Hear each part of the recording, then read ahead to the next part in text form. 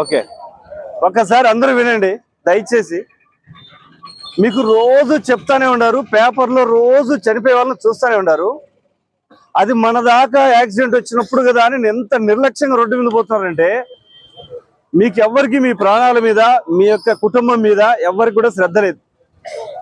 Police వాళ్ళు బండ్లాపి అయ్యా మీరు కింద పడిపోతారు, చనిపోతారు అని చెప్తే కూడా మీకు నిర్లక్ష్యమే. మీ తలల గురించి పోలీసు ఎంత సఫర్ అవుతున్నాడో, మీరు పోతే మీకు ఏదైనా తగిలి జరిగితే మీ పిల్లలు, మీ తల్లిదండ్రులు అంత ఇబ్బంది పడతారు. మీకు అంత విలువైంది మేము పోలీసు చెప్తా అంటే ఆపి ఫైన్లు అంటున్నారు. ఫైన్ వేయడం కాదు మా టార్గెట్. అందరూ దయచేసి సేఫ్టీని పాటించమని చెప్పడానికి ఈ బాధ. అర్థమవుతుంది అందరికీ? ఒక్కొక్కరు ముగ్గురిని, నలుగురిని. ఇప్పుడు దాని అర్థం ఏంటి? ఇక్కడే కదా సార్ అంటున్నారు, యాక్సిడెంట్ కి 10 కిలోమీటర్లు జరగదు, జస్ట్ 1 మీటర్లోనే, 1 సెకండ్లోనే ప్రమాదం జరిగేది.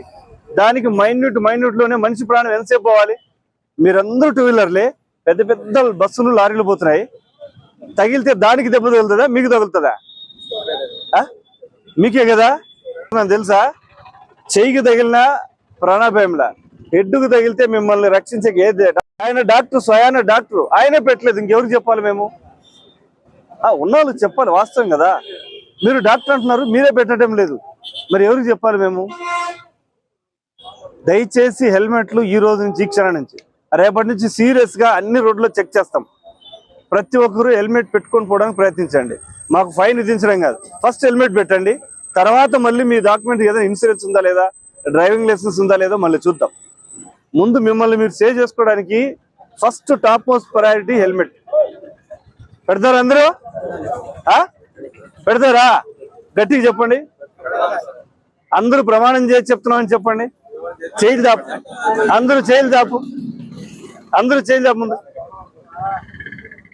చేయి దాపట్లేదు ఆయన. దేవుడి మీద ప్రమాణం చేసి మమ్మల్ని మేము కాపాడుకోవడానికి హెల్మెట్ ధరిస్తాము. ఈ క్షణం నుంచి అందరూ కూడా రోడ్ సేఫ్టీలో సహకరిస్తాము. చేస్తారా? రైట్.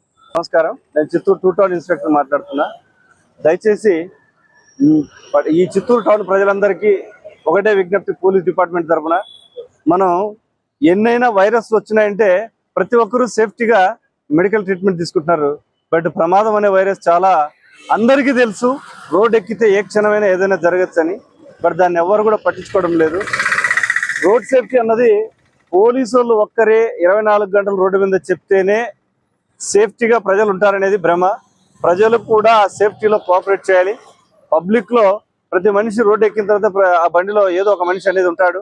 ఏ చిన్న సంఘటన జరిగినా ఒక ప్రాణం లాస్ అవుతుంది, లేదా ఆ వ్యక్తి ఏదో రకంగా వికలాంగుడవడమో, లేకపోతే ఇంకా ఏదైనా తీవ్రంగా జరిగితే కుటుంబాన్ని పెద్ద దిక్కును కోల్పోయే పరిస్థితి తెచ్చుకుంటారు.